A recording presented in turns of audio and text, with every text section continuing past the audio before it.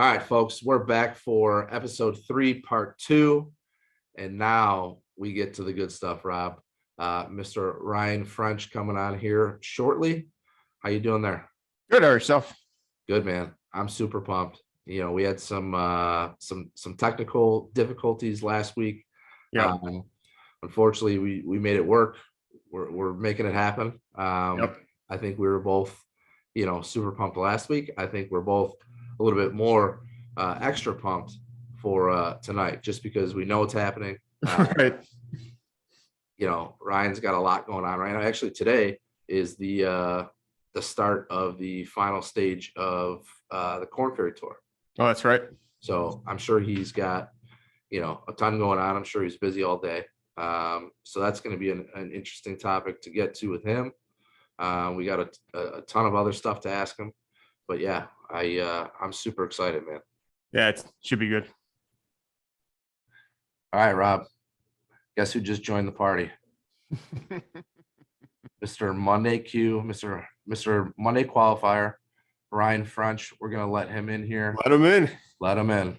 Let him in.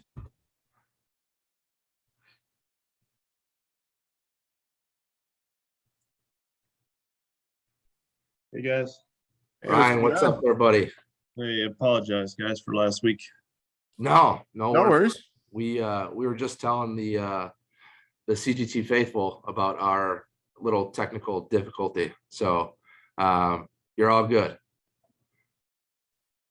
Oh man, I had COVID and just fell asleep. So I apologize. No, all good. How are things going with you? Yeah, good, man. Busy for sure. But yeah, it's been a wild ride. So no complaints about being busy. Are you at home right now, or are you in Georgia? No, I'm at home. Are you? I'm at home. Yeah, because of COVID, I didn't go. So 10 days are up Friday tomorrow. So I got tested negative a couple of days ago. So Gotcha. But I'm headed to the Houston Monday with Mark. Oh, nice. Yeah. Very nice.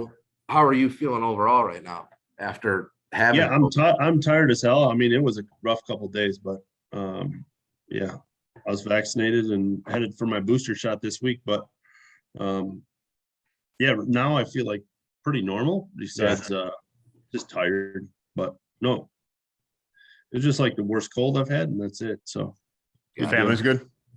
yeah, everybody tested negative for the whole week, so we're good. Yeah, I was hiding in the bedroom for whatever 8 days or whatever. How are things with you guys? How'd the tour go this year?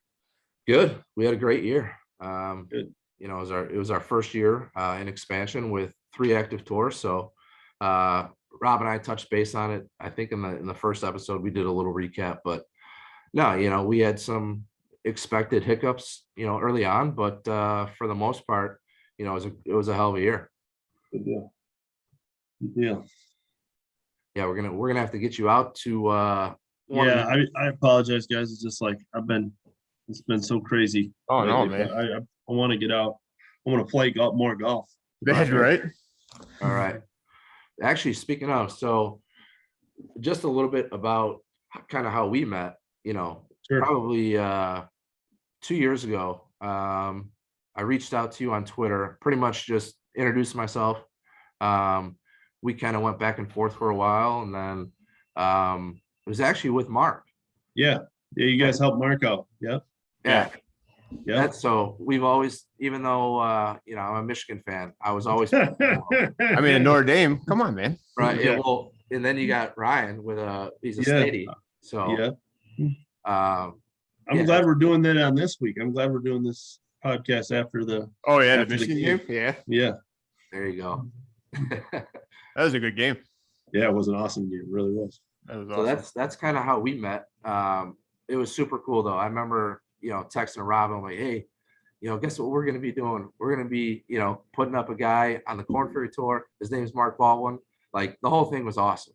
Yeah, it was super. I mean, and guys, I told you back then, but I mean, those weeks are just so important, especially like for Mark. I mean, they have a young kid, and I mean, we're doing that. We're paying for him to continue to chase it. So, I mean, like, they don't have any money, they're just like living paycheck to paycheck. And so, I mean, those are huge, huge gifts for those guys. I mean, just huge help, Yeah, it's awesome to see on Twitter how everybody rallies behind you and tries to help everybody out. It's super cool. It's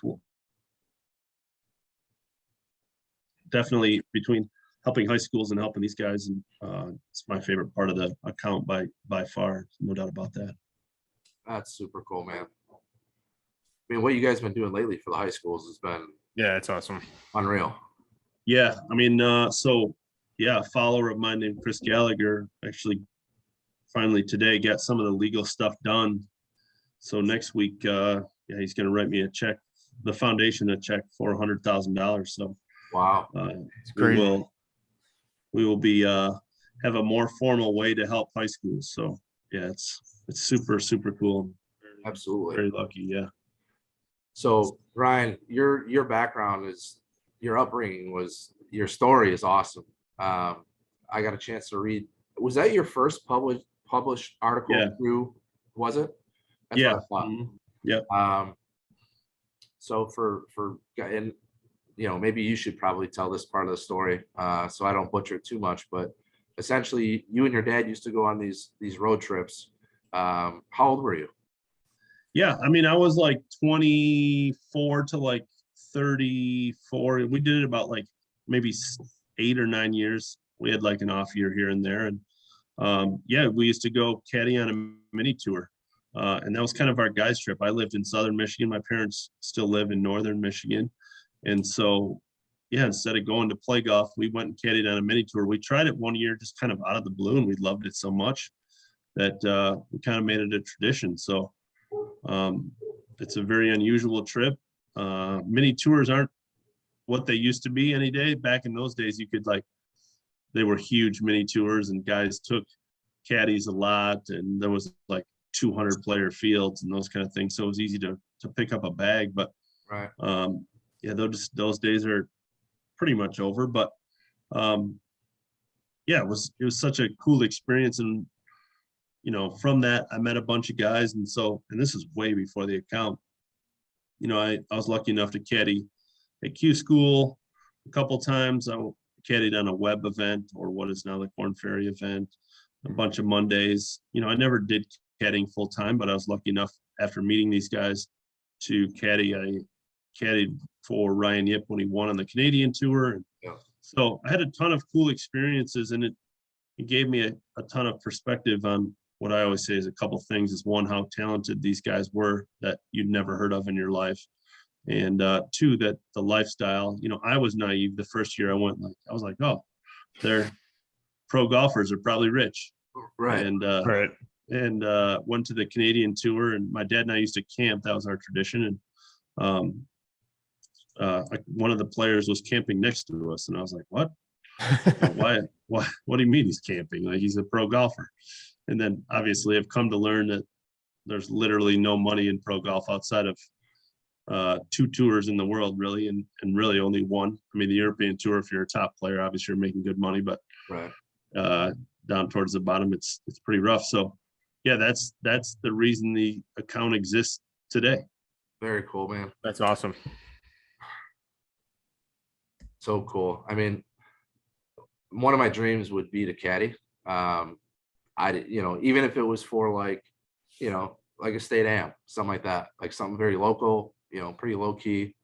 Like you said, to see the different perspective from, not swinging the club, just standing there watching and seeing like what the player's going through the entire round, kind of fascinates me, like the whole mental aspect of that. So, I mean, I think, I've been on the bag for cool ones, and I think you get a ton of perspective on the bad times. I mean, I wrote an article that week that maybe is the next time, but I caddied for Mark here in Chicago the last time, and it started. So Mark struggled all last year, and we were like 3 off the cut line on Friday, and all of a sudden it started pouring rain. It was freezing cold.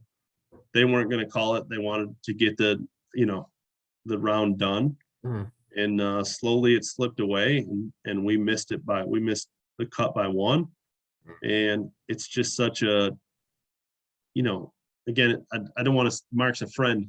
You don't want to see him go through that, but it gives such great perspective on what these guys go through on a daily basis, like you're there in the heat of the moment with them, and you can feel it slipping away.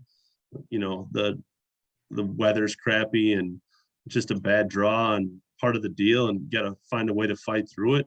We made too many bogeys coming in. But it, like, people just don't see that. That's not on TV. Right. A guy fighting for a cut on the Corn Ferry Tour is nowhere to be found. It happens every week, and like no one cares about it or writes about it. And so it's just great perspective. He had to call his wife, and he'd missed 6 cuts in a row or something like that, and she's at home with a 1-year-old, and another missed cut, another $2,000-$2,500 in the hole. Right. And it stinks. It stinks. There's a lot of great things about pro golf, and I say the same thing all the time, guys. Is like, I'm definitely not asking for people to feel sorry for these players. They've chosen this career.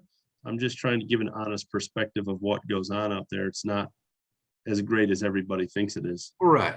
Yeah. I definitely think people think it's a little bit more, luxurious than it is. Those guys are just on a grind. I mean, your articles about guys sleeping in their cars, and my favorite are the guys that do like the switcheroo, and they get the U-Haul, so it's cheaper. Oh yeah. That's my favorite. Yeah. But yeah, no, it's super fascinating. I mean, those guys are literally, it's all they've done. So, for them to give up their lifelong passion and what they've been striving to do their entire life is got to be super hard. I mean, Mark is a great example of that. He's 38. He's never had a job in his life. And, people say like, oh, go get a job. Well, it's not as easy as one might think, Right. 38 years old and a resume that's blank. It's not like you're going to go walk into a job and people say, oh, club pros, like, it's not that easy. You got to go get your PGA thing. And, it's not like club pro jobs are at least good paying ones are not plentiful anywhere. Right. Yes, you can do some teaching, but a lot, it's hard to do something in the golf industry when all you want to do is be on the PGA Tour. It's hard to go like, yeah, okay, I'm going to go be a teaching pro or sell clubs or be a rep. Like, it's just a daily reminder that you want to be out there. So some guys just want to get away from it, and you don't have a resume. So it's not as easy to give up. And then, as you guys know, like, the carrot is so big. I mean, like, at the Barracuda on Saturday afternoon, Mark made a couple birdies and we're like 17th place. A top 10 is life-changing. I mean, like, literally life-changing. Yeah, right. And so it's moments like that you go, oh, I can do this. It's so amazingly close. Like, Mark finishes top 10 at Barracuda, let's say, goes to the Wyndham and has another good week. His life has changed forever. And it's not like he can't compete. Now, is Mark a top 50 player in the world? No. But can he have 2 good weeks and, get his PGA Tour card? For sure. It's not even close. So he's just got to be playing well at the right time and get the opportunities to do so. So that carrot is so big hanging down for everybody. It's hard to say like, yeah, I'm going to walk away. 2 good weeks and you're a millionaire. Right. Yeah. That is nuts. Speaking of Mark, you obviously just talking about, how he was kind of, at the low point, last year, a couple of years ago. But then again, one of the questions I was going to ask was, kind of walk us through, because I saw on Twitter, you said it was the best live event that you've ever been a part of in terms of, being a caddy. So what was that like, being on his bag during the Barracuda and you witnessing, kind of his life changing? Yeah. I mean, there's so many cool moments from that week, guys. It's, I'll start at the beginning of the week just to get through the Monday. So Mark, his flight was delayed. His wife was sick. They weren't sure he had COVID. got tested negative, got to Reno like 2 a.m. on Monday morning. We got to tee off at 8 a.m. So I had bought them eggs and sausage and chicken tenders, and we're eating that at 2:30 in the morning in a hotel in Reno, Nevada. And if you've ever been to Reno, it's not Vegas totally. So, it's kind of like, oh, this has zero chance. Mark had never seen the golf course before. I'd never seen the golf course before. It was 2 a.m. We teed off in 6 hours. So we gave it about a 0% chance. And as we made the turn, we were 6 under through 9 holes, and we got to 10. We're like, oh shit, maybe we should start to like kind of take this seriously. We didn't think Mark shot 7. We didn't think 7 was enough. We had a chip on the last hole to get to 8, and it hit the flag and bounced out about an inch, 2 inches. And we were like, well, we thought that was it. It hung on for a playoff, and then this is not a cool part of it, but it is what it is. Justin Warren so we got in a playoff, and Justin Warren missed a literally 15-inch putt. He went in to tap it in and didn't touch the hole. And so we 2-putted to win. And then a super cool moment, and one that I think Mark will admit has probably kept him going this year. And is we met up on a practice round on Tuesday with Nick Watney and Bill Haas and Rafael Campos. Wow. We played with them for like 3 holes, and Mark was playing great that week and hitting the ball perfect. And Mark is super, super long anyway, anytime. And so he's out driving these guys. And Bill Haas, after we played 3 holes, we were going to the back 9. Bill and Nick and Rafael were only playing 9, had to stop playing. And Bill said to Mark, wow, man, you keep playing like that, and I'll see you in contention on Sunday. That's awesome. And Mark's like, that's crazy. That's a FedEx Cup champion who's seen a million golfers hit a million golf balls. And he obviously thought enough of Mark's game to say something to him. He didn't have to. He's seen a billion people come and go on the PGA Tour. And and then that was super cool, obviously. And then the event itself was cool. And Mark's just a great friend. And it's awesome to be on a bag for a great friend. And he's very reflective about his career, and he understands that Monday qualifying for a PGA Tour event doesn't happen very often. It's damn hard to do. And he realized he was going to lose his Korn Ferry card. And so he was very reflective and, made the cut and had worked. He had been a pro for 16 years and never made a cut on the PGA Tour up till then.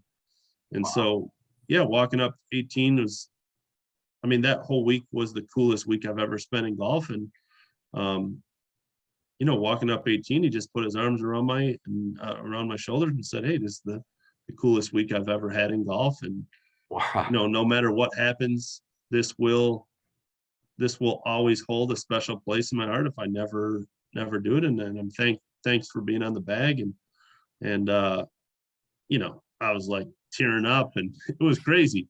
And finally we got to his approach shot, and I was like, all right, dude, 18 is a super uphill. It was raining smoke on us. There's forest fires, and I was out of shape at the time. And I was like, all right, dude, we got to stop talking. I'm out of breath. And he hit his approach shot to about 20 feet and made it. And, it was just such a cool ending. There was the people supporting us was unreal. And there was a bunch of people standing outside the ropes and waited for us. And Mark emptied his bag and gave away balls and hats. I gave away my hat. He gave away basically everything except for his clubs. And it was the coolest moment I've ever spent in this sport. And I'm beyond lucky to call Mark a friend and be there for that moment. It was very, very special. So that's unreal. I almost turned into butter over here. So that phone call to his wife afterwards, that another one, somebody was cutting onions when I was watching that video. I was like, man, this is unbelievable. His with his son in the background, like, that's so cool, for you to experience that. Yeah. I think phone calls like that. And obviously I see Mark make a lot of phone calls home because we're on the road together a lot now. And, it's easy to forget that there's people back at home who, support Mark, in this case, his wife. And she's got to pick up all the pieces and run the household and be a quote unquote single mother for a week at a time. And it just, I'm lucky enough to be behind the scenes to see that there's a ton of people supporting someone out there, parents and friends and, guys like yourself that have helped Mark out. And I mean, Mark has, I always mess with Mark and say, he's the most famous 165th on the money list Corn Ferry player in the history of the Corn Ferry Tour. Hey, I'm sure he'll take it. Yes, absolutely. That's great.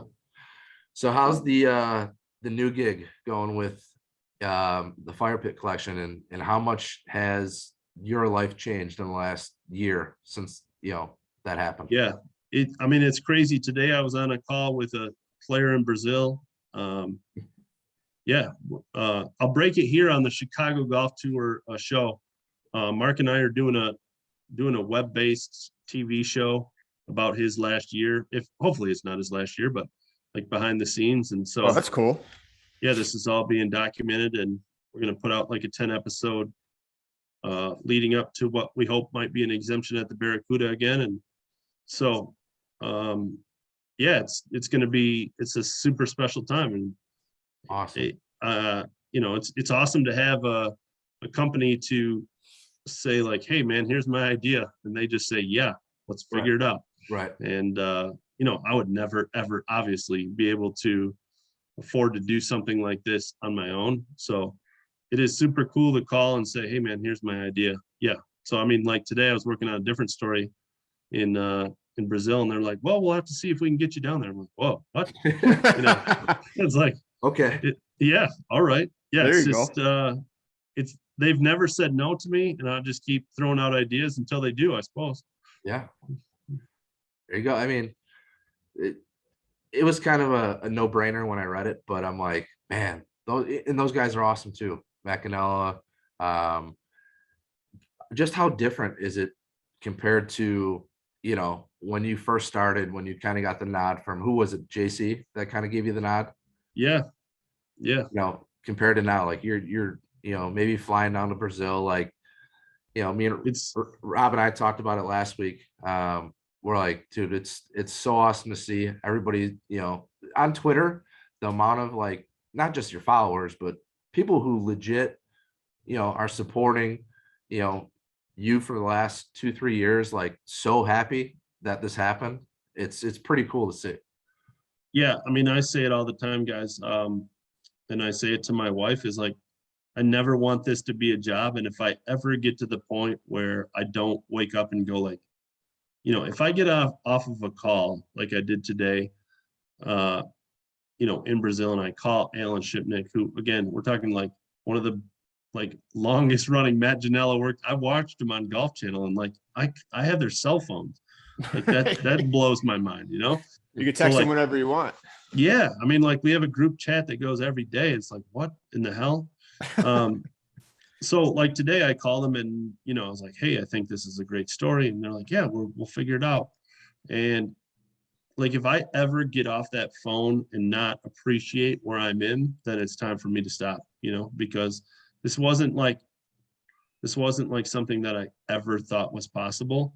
So, whenever I get to the point, I plan to never, but if I ever get to the point where I take phone calls like that for granted, it's time for me to stop, because why my content I think people like is because it's like genuine. It's what I love to do. I'm like beyond lucky to do this for a living and now get paid for it. It's insane.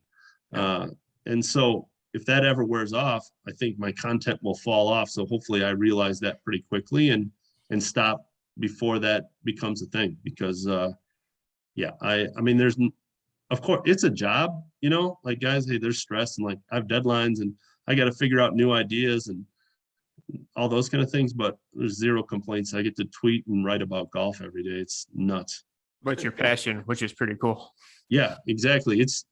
I mean, I've said it before, even when I wasn't making any money or very little money, there's a ton of value in doing something that you love. Obviously, you got to pay bills at the end of the day, but I mean, I've said it before Fire Pit, I had the least amount of money in my whole life. I drive a 2012 Dodge Caravan, and my wife was working her ass off as a nurse to make ends meet, but like we were happier than we've ever been. And there's just a ton of value in doing something you love. Absolutely. Good for you, man. We're super pumped for you. We appreciate you coming on. You know, the whole rich history with Mark, you know, we'll continue to you know, root for you guys. But yeah, super cool, by the way, that you broke news on the show. That's Right. that's probably going to be a one and only for us, and we're happy to have it. But yeah, you know, we appreciate it, and you know, we'll talk soon there, Ryan. Guys, thanks for having me on. I appreciate it. Thanks Thanks for coming on. support, and keep doing what you guys are doing. It's great to see the tour growing, and yeah, keep it up, man. Awesome. Thanks, Ryan. Thanks, All right, Ryan. guys. Dude, Mr. Ryan French. That was awesome. Unbelievable. I mean, It's cool. It's the perspective that he puts on it, you know, like you said, when you don't really know what really goes on in the background. That's pretty cool. I mean, dude, it's so cool to hear.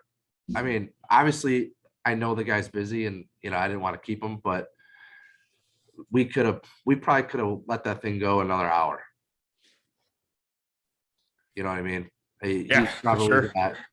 He's probably got tons of stories. Well, like I said, you know, I know he's busy with Fire Pit, and you know, I just didn't want to take too much of his time. But you know, I would love to have a beer with that guy.